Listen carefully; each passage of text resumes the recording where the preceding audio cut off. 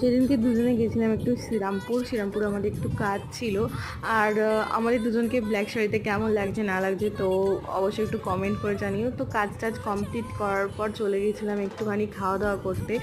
আর আমাদের বন্ধুত্বটা এমনই যে আমরা দুজনে একই রকম জিনিস খুব ভালোবাসি, মানে খেতে, ঘুরতে, ছবি তুলতে আমরা খুব ভালোবাসি। তো কাজ শেষ করে চলে গেছিলাম একটু খাওয়া দাওয়া করতে। আর দেখো এখানে আমরা কত কিছু খেয়েছি। এখানে যেগুলো খেয়েছি সেগুলো হচ্ছে এই শ্রীরামপুরে আরামেশ মাঠের ভেতরে যে খাওয়ার জায়গাটা আছে, বিশাল বড় খাওয়ার জায়গা। এক জায়গায় তোমরা অনেক রকমের দোকান পেয়ে যাবে। তো সেখান থেকে আর কি খাওয়া দাওয়াগুলো করেছিলাম। আর ছোটোবেলা থেকে এই জায়গাটা যাচ্ছি, সত্যি কথা বলতে আমাদের দুজনেরই খুব পছন্দের একটা জায়গা শ্রীরামপুর। তো অনেক কিছু খাওয়া দাওয়া হয়েছে, কেনাকাটাও হয়েছে, সেগুলো তোমাদের সাথে পরের ভিডিওতে শেয়ার করব।